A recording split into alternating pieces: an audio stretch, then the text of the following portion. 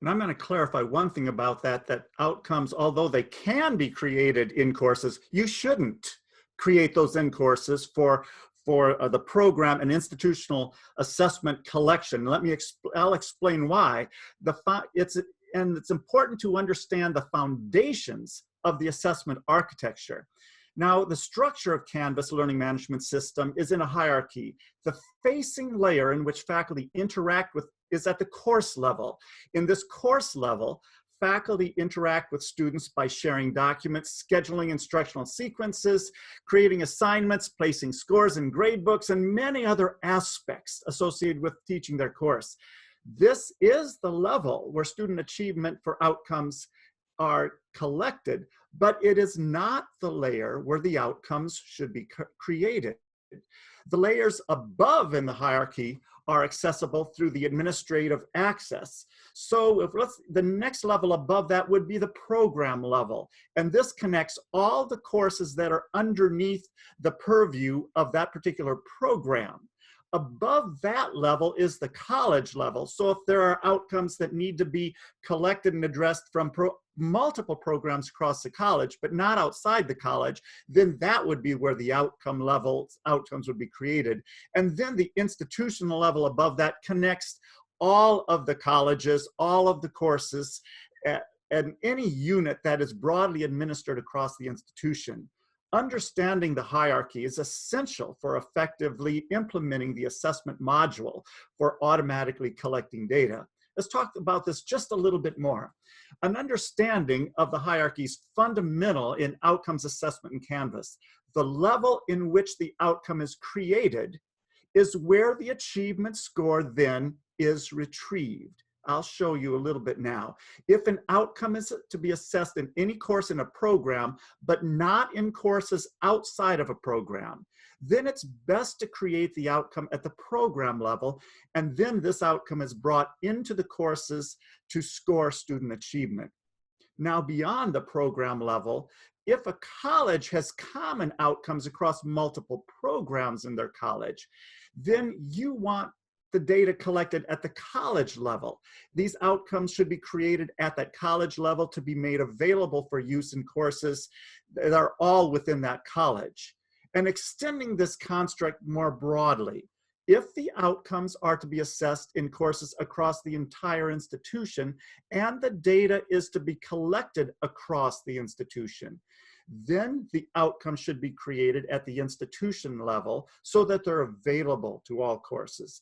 And this also applies to co-curricular outcomes. Now, one question you might have is, why wouldn't you just create everything in that level above?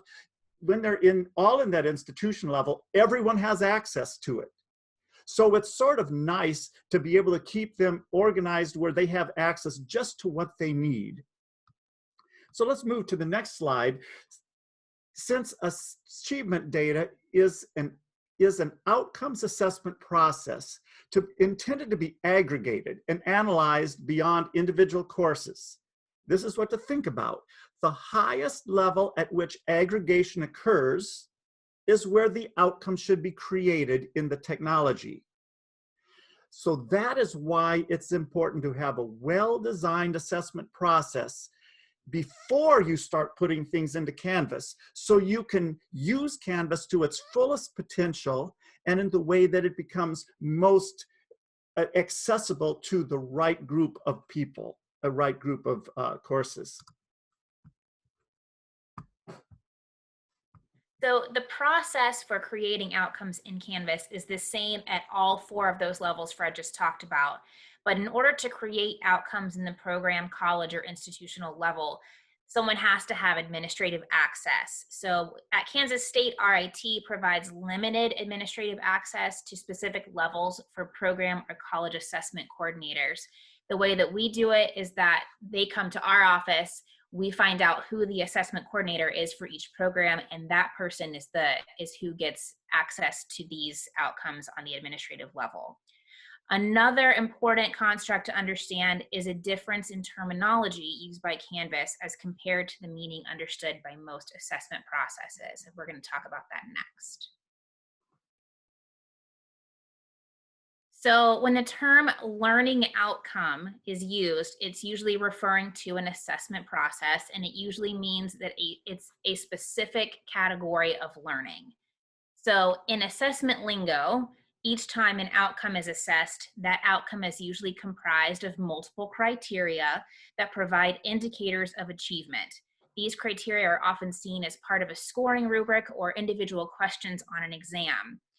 But in Canvas, the criteria is called outcomes. These are the components that are scored in an assignment. And what a typical assessment process calls an outcome is in Canvas called a group. So we create a group or an outcome folder for each of those outcome categories for criteria.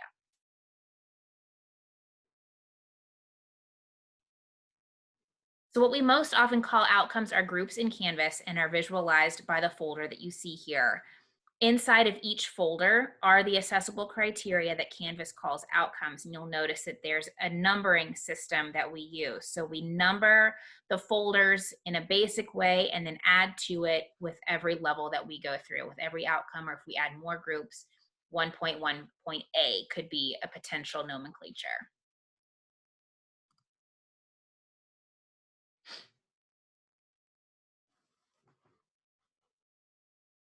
So the last thing I'm going to talk about is when we create these outcomes in the program, college, or institutional level, they're brought into a course assignment for scoring, and they're always going to have that target next to it. So if you create an outcome on the course level, it doesn't have a target and it can't be reported back to the program, the college, or the institutional level. That's a really important aspect of this. So every time you bring it in, make sure it has the target.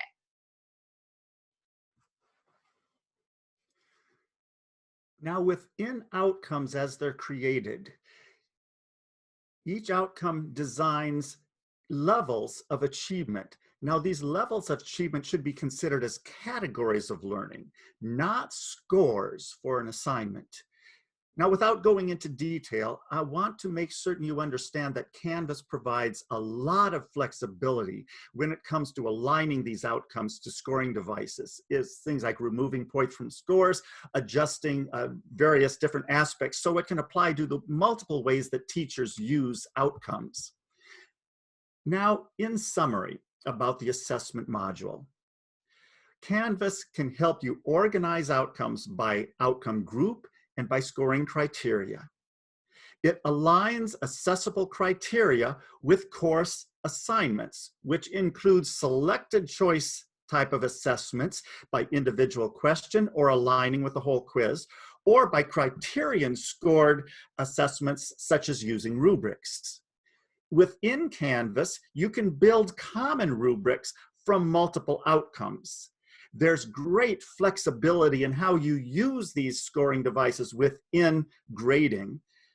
And some of the most important aspects, it creates an automated mechanism of collecting achievement data by outcome and then downloading all of the outcome results for external analysis. I want to finish with this.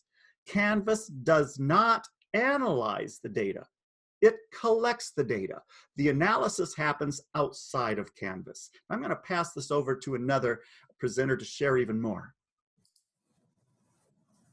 Hi everyone, my name is Priscilla Sung and I'm an assessment specialist at UC Santa Cruz. And we're at a slightly different point in our Canvas kind of development timeline.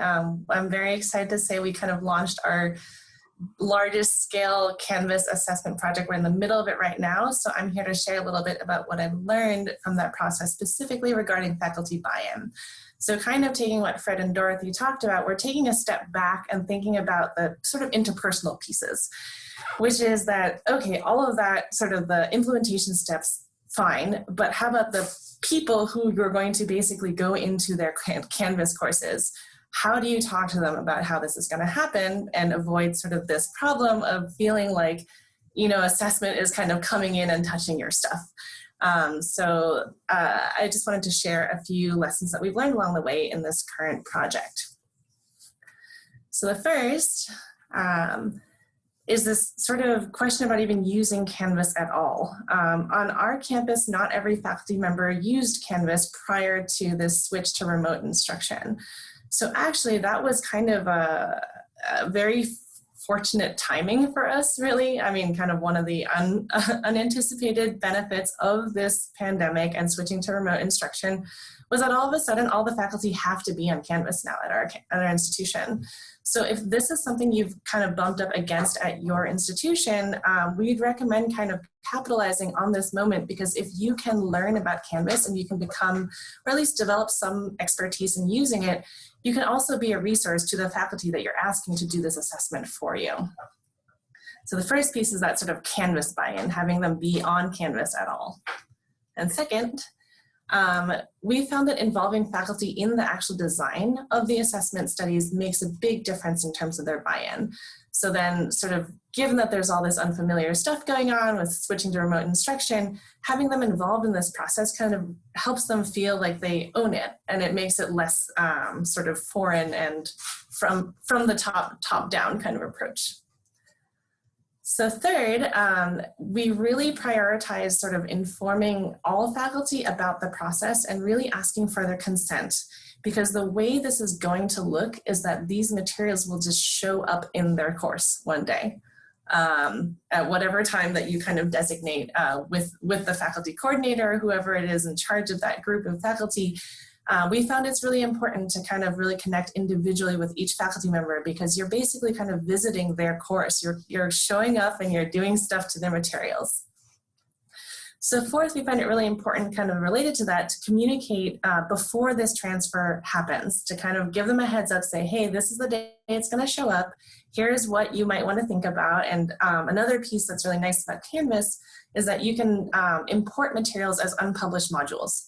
So they can basically control when they want to publish this assignment or the rubric, and you kind of do all the back-end work of building those assignments and rubrics for them. And then fifth, providing sort of solid reference materials. One piece that we're learning about at our institution is that because not all faculty have expertise in Canvas, not all of them feel equally comfortable with using the different functionalities. Not all of them have used assignments. Some of them have said, oh, you know, I use Canvas just for discussions, but now I have to do everything on it. So kind of providing really clear reference materials that take into account the range of possible experience that faculty might have is another way to kind of really connect with them and help them feel that you're really on their side to kind of get them through this process of switching to remote instruction. And then finally, I think this is probably just something that we all know, but just to remind everyone, it's important to report back what you find, because that kind of helps faculty understand why they did it in the first place. And Canvas, while like what Fred and Dorothy said, it's really limited in the kinds of kind of reporting it can do. One thing it does actually do automatically is that it gives instructors a picture of how their students did in their own course. So that's kind of a really nice concrete way that faculty can see that you know why they did it in terms of the scope of their own course, but it doesn't require any extra work from you as an assessment person. And with that, I'll pass it off to our next presenter. Before we move on to Alex, I wanted to just chime in really quickly. Priscilla, something you said stuck with me, and I didn't even think about it when we got together on Friday of last week when we were planning, but each institution, even from the panelists here, but I'm sure across the attendees today, it has very different contexts around what faculty do and don't do in the learning management system. So what you just heard kind of Priscilla describing is an office that might come into the classroom and help the instructor in Canvas to set this stuff up. At a prior institution, I worked with a faculty that they were much more empowered. So what they preferred were getting some documents about how to build it out on their own. And what Fred and Dorothy had said is exactly true. Canvas is very flexible in this regard, that you could really have it work in either one of those frameworks. Faculty members, when they're building assignments, can go search out those outcomes if they've been built, or you can have administrators building it out, which is what we do very similarly along the lines as what's going on at Santa Cruz. So just wanted to point that out, but I will pass it on to Alex. Hi everyone, good afternoon. My name is Alexandra Hinchy Anderson. I'm the Director of Institutional Effectiveness and Assessment at Asbury Theological Seminary in Wilmore, Kentucky. Our institution is in the implementation phase of Canvas Outcomes Assessment. So when you're choosing Canvas, as with all software, there's an administrative load when you're deciding on using a new software or adding new purpose to the current software. You will need to have conversations with institutional leaders about completing assessment in Canvas, but as you may know, Canvas assessment is not the main function of Canvas, and so connecting with colleagues about how they are implementing Canvas assessment like you're doing now is really helpful. As we just discussed, there are different ways to be implementing Canvas assessment across different types of institutions. Initially, there will be a lot of administrative load, and it may include those of you who work in assessment like me, and also remember to include those who work in IT. Involving IT is very helpful for things like setting up the hierarchy, which we discussed earlier, and things like completing the analytics, which we will discuss later. As everyone has mentioned, Canvas just collects the data. Its primary function is not really analyzing the data. And think about not just those who are logistically implementing Canvas assessment outcomes, but also those who you may need to include regarding buy-in. So maybe think about talking to deans or program chairs. Long-term, implementing Canvas assessment outcomes will save time. For example, as mentioned earlier, it will assist with the automated collection of achievement data by outcomes. And initially, we were doing a lot of analytics by hand because Canvas really doesn't do analytics, but now we are currently working to get Power BI up and running, and this is going to save a lot of time long-term. But our institution is still in the middle of the implementation phase, and as you may know, we're in the middle of a pandemic. And so this has increased the workload for administrators across the institution. And so we've had to be a little bit creative. And so we have had Zoom trainings, and we're also going to offer Zoom office hours where people can just drop in to ask questions about how we're going to be implementing Canvas assessment. And I appreciate your time and coming to our session today. I'm now going to hand the presentation to our colleagues to discuss outcome results. Before we go there, there's actually a question in the chat, and it's good maybe to address this before we move on to what some of the rewards are. And this question came from Kevin, I think. I'm just trying to scroll through and find it. He was asking you, Priscilla, if you can back up one step from where you were and just talk a little bit more about what the impetus was for the work and whether or not it was coming down from the top, from administration, or if it was faculty, or exactly where that was coming from. Right, thank you for the question, Kevin. So this particular project is one that involves all incoming frosh. So it's about 4,000 students, and they all have to take this, basically a GE course that kind of introduces them to the university and to college level reading. So the assessment sort of piece of it was set up when the course was kind of revamped, I think 3 years ago now. This is our third year of assessing it. So originally, we were working with a group, sort of a smaller group of provosts who were in charge of each college. We have 10 colleges, and each one has sort of its own version of this course. So it was kind of top down to start, or at least we set sort of the path for it, kind of top down. So, you know, to kind of show that we needed that course and that it was useful in the context of the university, we promised to do assessment of the course. But that being said, our focus has sort of shifted in this last year, I think partially out of response to the pandemic, but also out of sort of hearing faculty feedback, because some faculty were saying that it felt a little bit sort of disjointed from their other course materials, because this assessment had to happen at a particular time in the quarter and with a specific reading. So for some instructors, they're like, this just doesn't feel real to me, and my students also don't know why we're doing it. So we kind of revamped our process this year, and we've found really, really positive sort of feedback from instructors, where we're now working kind of one-on-one with each college with different faculty coordinators and developing these assignments and rubrics together. And so then that means that the step of kind of shifting to Canvas is a less big step. It's not like we're kind of introducing brand new materials and Canvas at the same time. This is really kind of an incremental step, like, oh, we're just taking care of the logistics now.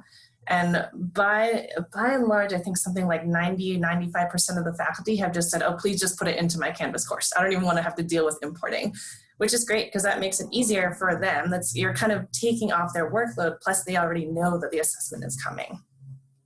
I hope that answers your question. If not, let me know. So it looks like Kevin was appreciative of that response. Another question came in from Bob, and I'll take a crack at this one really quickly, but then if anybody else on the panel wants to hop in, it's the question about it sounds like maybe targeted accreditation, needing to be able to say whether or not individual students met the outcomes that have been set by the program. And that's absolutely something that's built into the system. There's multiple ways you can get to it. You can go to an individual course, and then you can get the student's achievement within a course. From the account level, you would need to have administrator privileges, but you can see a report of all outcomes that student's ever worked on in the past. So again, that would happen within the user interface. Would just next level up beyond an instructor, that would be your administrator role. And then once you download, which is what we'll get into momentarily here, there is the ability to aggregate on individual students, which is not something that we've necessarily done, but in the data screenshots that you'll see, you'll actually there are sample students with scores, all fake names, but you'll get a good sense of what you could do with some pivot tables maybe, and Amy will certainly talk about that. So any other questions before we move on about the basics or the challenges and overcoming? We'll actually dive down into what the data look like now, if not. All right, just a quick reminder that we are recording, so if you have any questions about the content that you're seeing here, we will circulate the slides, the recording, and resources that we're talking about. So I will, with that, hand it over to Amy. Hi, I'm Amy Hickman. I am the Dean of Academic Assessment at ECPI University, and we are a multi-campus institution, multi-state, focused primarily on career oriented programs. And so our hierarchies aren't quite as simple. We don't just roll up from the program to the college to the institution. We have to look at our data individually by campuses as well as aggregate by program. So the interesting thing about Canvas is it gives you all of this information, but it essentially comes at you as one huge data dump.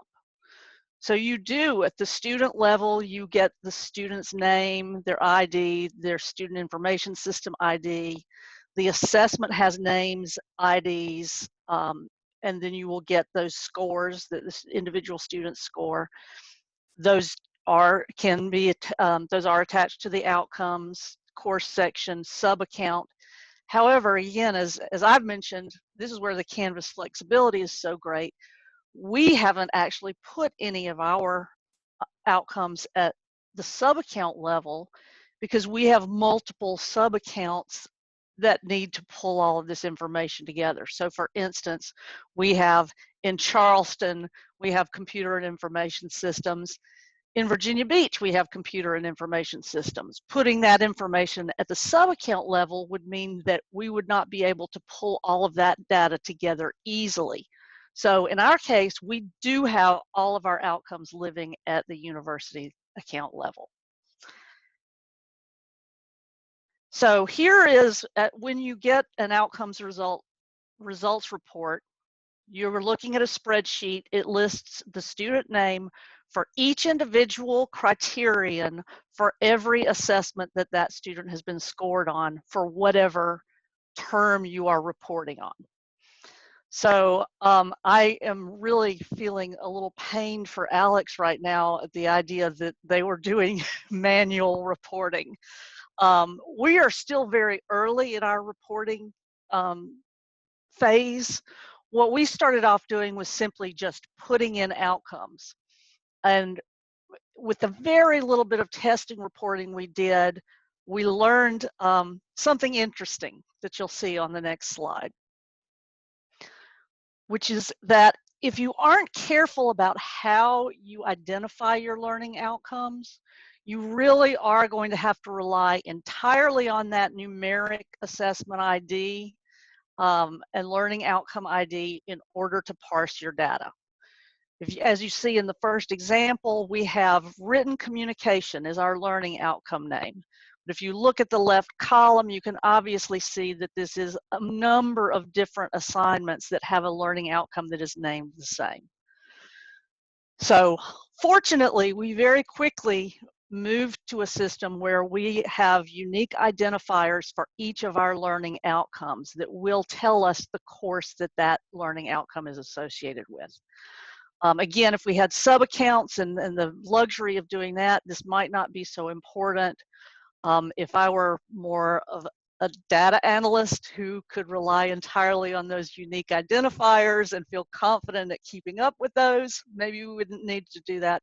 But this does give us a way to really readily identify what this learning outcome is. We have also still gone through various phases of increasing sophistication in disaggregating our data. In 2019, we really had a very basic pivot tables, and we could sort by the dean, and that was done with an external table that we maintained with a course to dean association. We could look at specific terms, so we would look at the terms that fell within our assessment period. And I was actually doing some of the calculation externally outside of that meeting that standard. And actually there were a number of steps even to get up to this point, some calculations that determined whether or not someone met a standard or not. 2020 looks a lot more sophisticated because now we have started to wrap our arms around Power BI. We can easily disaggregate and slice by campus, by dean, and we also have built in to our worksheets that we have the percentage who have met the benchmark. Very, very, very beginning of the visualization stage, you're going to see some much more impressive visualizations coming up. But we can show you, based on whatever program, the percentage of students who met versus the percentage of students who did not meet the standard for each of these criteria with a really small pie chart. So I guess my larger message is that you can get there if you have not even started down this path. Do know that it is not insurmountable, and you can certainly take baby steps and not expect to flip a switch and have beautiful dashboards all at once. So with that, I'll turn it over to my colleagues. Before we move on, there is a question here on general assessment from Maureen about whether or not it's possible to have multiple instructors grading or assessing a piece of material. That is something that we haven't done, so I'm going to defer, I think, to Fred and Dorothy. Hopefully they're familiar with that. Yes, the answer to that, it is possible, but you have to recognize in Canvas, any individual assessment can only be scored once. So when we have multiple scorers, what we do is replicate that assessment for each scorer. I'm going to give you an example. In our music program, we have, say, all of our brass, there are 5 brass instructors, and they're all listening to the jury and scoring those students. So we create an assessment for each faculty scorer. So then each faculty can score it, and then we aggregate it together. That is the way you have to do it in Canvas. You cannot put multiple scorers on a single assignment. So the lift to do something like that doesn't sound too onerous. You can copy an assignment multiple times, and then you would just tell each instructor to grade one of those assignments using the rubric, right? That's correct. The only thing what it also makes is that when the student submits that assignment, they have to submit it to each professor so that it's available to score. Yeah, and so this is one of those ones where, again, there's flexibility here. So We actually, because all of our program assessment is a secondary assessment, there's the work is submitted first for a course grade with its own course-based rubric, and then that same learning artifact is used on the program assessment side. So we don't actually have students even submit to that other assignment. We ask the instructor or whoever's carrying out the program level assessment to open up the artifact and then use SpeedGrader on this kind of dummy hidden assignment, which makes it totally transparent to our students. They, in most cases, don't even know that the course is leading into program level assessment. So that would really be, you know, do you have the students submitting to the multiple assignments or not? That I think also is, you know, it's a decision point within the flexibility of the tool. All right, before we move on, the other thing really quickly, because it gets back to that last question from Bob. So you see here, this is, you know, Amy provided a good example of what a pivot table could look like. But if we just go back up to this, you could also pivot on the student name and then whatever else you wanted. For example, the learning outcome could then become your columns across the top. So yes, completely flexible. Again, that data is going to provide you exactly what you need from that perspective. All right, so we will go on now to Priscilla to show us what she's been up to with visualization. And like Amy was saying, you know, there are different kind of steps to the visualization process. I would say we're kind of like right in between. This makes sense, right? Between Amy and then the rest of the fancy dashboards that you'll see in a second. But I just want to show you two kind of basic examples of what you can do with Canvas outcomes. So the first is sort of the more typical sort of overall results, what you want to know in terms of the entire program, to what extent are students really meeting these PLOs. And so what we do at our institution, we kind of take the pie chart idea and take it a little bit further and break it into those 4 categories. I mean, it depends on how many you have, but we usually go with 4. And then we kind of set the 0 at the point at which students are meeting expectations. So what's nice about this is that it kind of gives faculty and other administrators a really clear, intuitive grasp of where students are at, and also how to compare between different PLOs. So that's why we do it like that. And we also have this handy option of adding in sort of a little line to give instructors or other administrators a sense of what the standard might be. And then the second kind of graph that I want to show you that we use regularly at our institution is to look more closely at exactly kind of which students are meeting faculty expectations in certain PLOs. So at our institution, we care very deeply about looking at equity.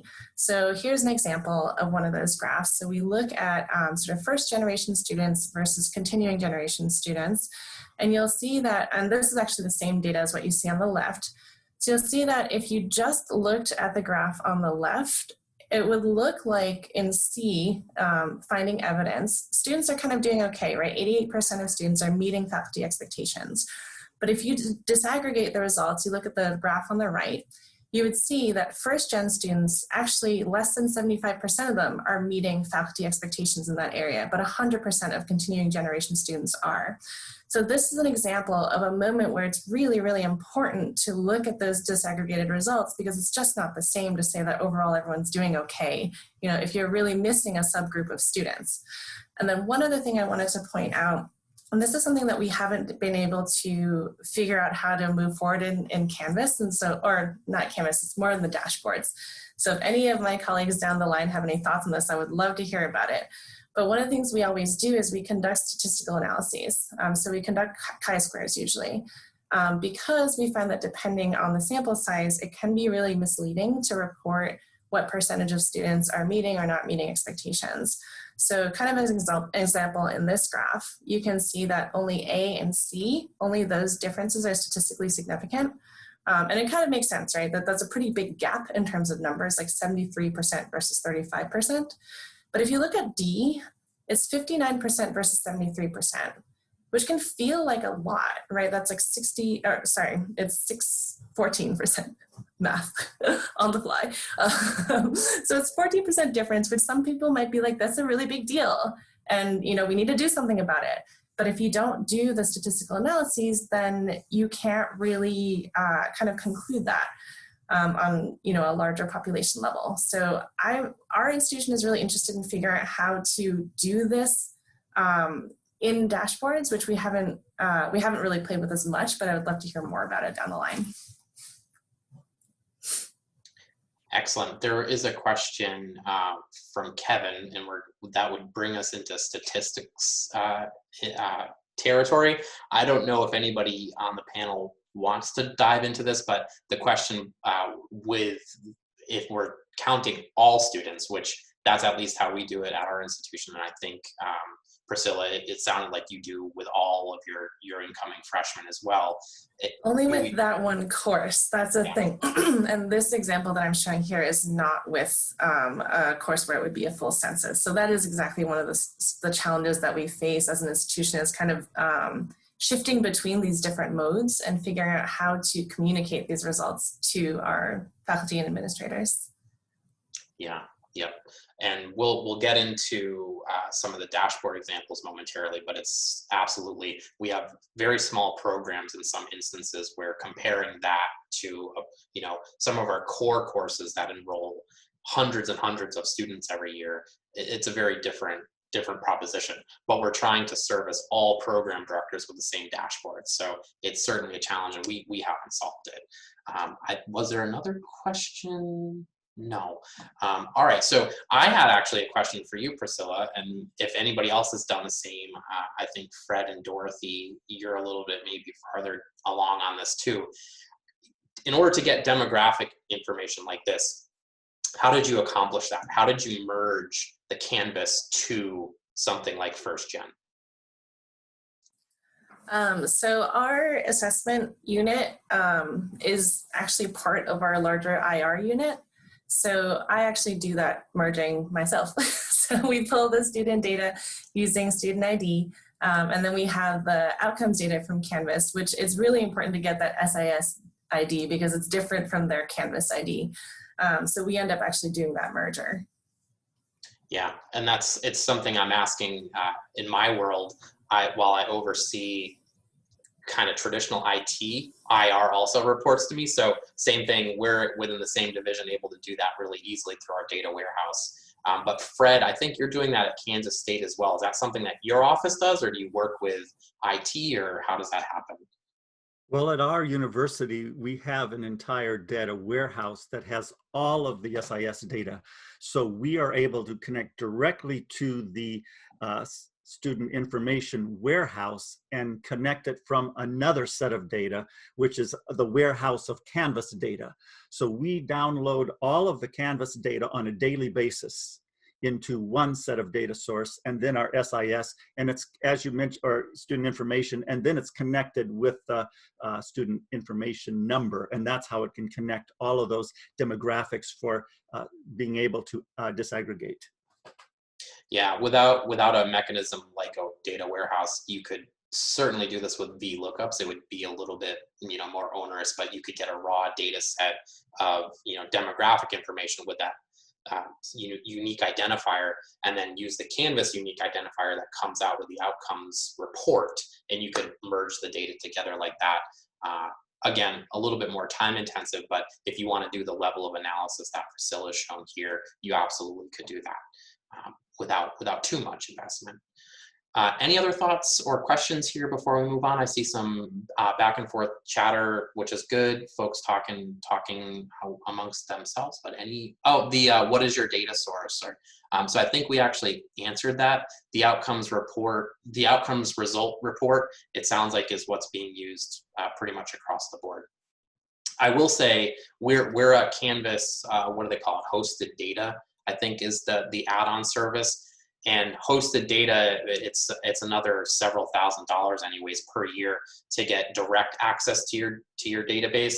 They will be adding Canvas outcomes into that service. So if anybody on the call is a member of the hosted data service, you will be getting that shortly, is what I've heard from our Canvas rep. So I think those are all the questions, and we can move on now back to you, Fred and Dorothy, for visualizations.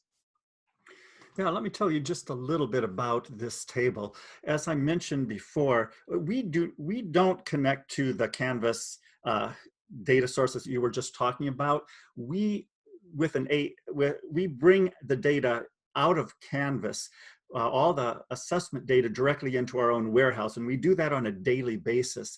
And the table that you see is the type of set of tables that we provide every program disaggregated for their outcomes, so that on a daily basis, these tables are refreshed depending on whatever assessments were given. And then down at the bottom, you see it, we have all these disaggregations by ACT, transfer, ethnicity, first generation, gender, etc. So whatever demographic is there, we can focus their filtering to be able to look at the data depending on, say if they click on non-transfer up there, they can see this data up at top will automatically change to see just the non-transfer students. So they can compare demographics between each other, and then they learn to do their own analysis. So this is the type of table we give to every program from their assessments that are coming out of Canvas. If you want to go to the next slide, we also provide each program with a data table, because some programs, sometimes seeing it in a graphic format gives you a specific view, but seeing it in a table format gives you another set of information. So we provide this type of access also to the program's outcomes categories of assessment, and as well as for each of the criteria that's assessed.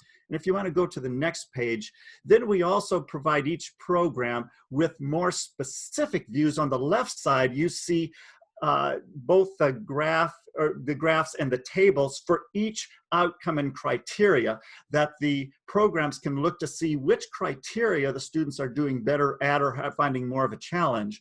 On the right side of the screen, there was a question in the chat about accreditation. We have worked with accreditation programs now that we will create the tables in the way the accreditation program wants to see them. So their accreditation tables are gradually built over years, and so then when they get to accreditation, all their data is already there and they have been analyzing it. So when it gets to accreditation, all it means is copy, paste, put it in the report there. They're well on their way. So this gives you a few examples of how we are automatically collecting the data and putting it into a visualization in the unique way that each program wants or needs to see their student achievement results. We are doing very similar types of visualizations, I would say. The one difference that I would call out perhaps is that we also give an interactive panel here for courses. And the reason why we ended up doing that is, like I was mentioning earlier, there are some core courses in our curriculum that program directors want to jump to right away. So just like with the Kansas State example, you can click anywhere on these panels and start to drill down. So that's one way of being interactive. But really, when we set about designing this, we asked our program directors for accreditation and for institutional reporting needs, what are the things that you need to answer? So just like with Amy's visualization, that pie chart of meets doesn't meet was a very important piece. And we actually, fail is not, that's not the proper terminology. We do met and not met. This is an old version, so I apologize for that. But we had the mastery that we wanted to know. And again, you can click by course or you can click by learning outcome and it'll automatically change that pie chart up in the top right corner. Same thing, we wanted to have a list of what the learning outcome averages were at the bottom. So these all happen to be APA standards for our psychology program. So it'll automatically filter or rather sort in order by what that average score is. So the program director can, every time she comes in, she can take a look at the ones that are most in need of remediation. And then we have this other KPI table rather around really what the distribution is amongst the different categories for the criterion, in this case, the APA standards. So what was good about that, just like Fred was saying, you get a little bit of a different view, whereas the mean score is certainly meaningful, but you can see dispersion if you're giving a table like this. So that was the reason why we designed in this way. So we had this dashboard, and then the only other thing that I wanted to just call out is in Power BI, again, we're offering different filters. So again, program directors can come in, they can select their specific program, or they can select multiple programs that they might oversee, multiple majors rather. Same thing with learning outcomes if you want to drill and look at only one. This one was particularly good because we have some kind of gen ed outcomes, those institution level outcomes that cut across majors. So you could, if you're overseeing one of those as a program director or as a dean, you could home in on one of those and see it across all the different types of courses that are being, where that assessment is being, where that outcome is being assessed is what I'm trying to say. There we go. So that was just some more interactivity based on our user needs, and that's how we arrived at that dashboard that you saw right there. So that's all that I had to say about that. It looks like we have a couple of questions over in the chat. It may be, Fred, that you've gotten to these, or are we thinking there are other questions in there? There's a question about reliability and faculty scores and that kind of thing. And I'll go quickly on this one. This is something that we do outside of Canvas, just like any other analysis. I actually do Roche analysis because everything is based on rating scales and rubrics. I will perform like I said, an ad hoc analysis and send that back to faculty so they can understand who are their lenient faculty, who are their more severe faculty, how is their rating scale functioning. But that's, again, something completely outside of learning outcomes assessment. That's just an added bonus of being in the position that we are. We get to do a lot of really fun analyses. And then Felicia mentioned something about getting some training. And shameless plug, there's a lot of resources on our Kansas State website, which is ksu.edu/assessment. Lots of videos and tutorials. And then again, we're going to have all of our contact information at the end. So please feel free to contact us, and we are more than happy to walk you through any step of the process from beginning to advanced. Yeah, and the very specific websites for Power BI and Canvas outcomes, kind of the basics that Kansas State has shared with many colleagues out there. Those are going to be in the resources folder, and they're also linked directly on the slides here when we get down to the bottom. So there's another question, very specific focus question around whether or not we should assess all students enrolled in a course or only students who are our majors when we're assessing PLOs. That is something that we, and I think it's going to be different for every accreditor, every different institution, but what I can say is we assess all students who are enrolled in a course if they're enrolled in a major course. So I'm seeing some head nods from Yeah, I'll mention something from Kansas State though. When we're looking at our program outcomes, we pull out all students who are not majors, because we are looking at success in the program, not success in the course. And maybe that's one thing we do different. We do not assess courses. We assess outcomes that happen to be in courses. So in general, it depends on what you're assessing. So some programs who have more of they address the entire campus because of their mission, they assess everyone. But we narrow it down generally for the program because we want to see the impact of the program's curriculum on the students for which they serve. Yeah, this is like in English or mathematics, a lot of times they want to know not only how are all the students doing in the course, but specifically how are the math majors or the English majors doing. And so we pull out all that information for them. I don't know if anybody else wants to chime in on that. I just want to say that I think that dashboards are really helpful as to where you can really add that additional information. In a previous system we had where we just got kind of overarching information, that was one of our problems with it, where we couldn't pull and look at those specific degrees and so I think it's looking at both, looking at the outcome overall and then pulling both of those information. I think that's really helpful. Which, yeah, Canvas is flexible enough to do all of that, yeah. All right, so I think that brings us to the end here. As promised, there are a number of resources here. As you get these slides, you'll be able to interact with them. But just a quick overview of what some of this is. The institutional adoption resources, those are things that we collected here internally from panelists. So the Kansas State, the websites that they've been mentioning will be available through that link. There's really good documentation that Canvas has created, both on the importing outcomes. That way, some of that overhead of getting outcomes into the system can be reduced. So there is a mechanism to do that. That's well documented. When you're ready to get outcomes out, there's a good way to export that. And again, if you're looking to build relational databases, whether it be a warehouse or a series of Excel sheets, however you need to do it at your institution, they've documented that that well as well. And then just kind of the general administrator guides that will go through all of the components. So we collected some of these resources for you, and then certainly if you want to contact any of us, we've got our contact information there. The only other thought before we break, and we do have a couple of minutes, was just to share thoughts about community of practice. So we had a very, very brief conversation on Friday about what this could look like, maybe getting together a couple of times a year. So I just wanted to float that idea back out there. And if any of the other panelists wanted to chime in, I know, Fred, you were really excited about this idea. So I might hand it to you and to Dorothy, but others certainly, if you're interested, we will be following up with those people who raised their hands in the original registration. So Fred or Dorothy, anything else we want to add, or any other panelists before we sign off here today? Well, I say no matter where you are in the process, we can all learn from each other. I got some great ideas today that I hadn't thought about.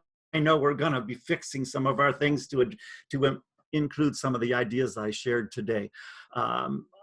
I do think if we can just open ourselves up to talk more often than less would be better. So I think, giving your ideas, share them with Jeremy, and we will see if we can organize more times to just get together, talk, and share. I love it. I love it. Any other panelists want to chime in before we say goodbye?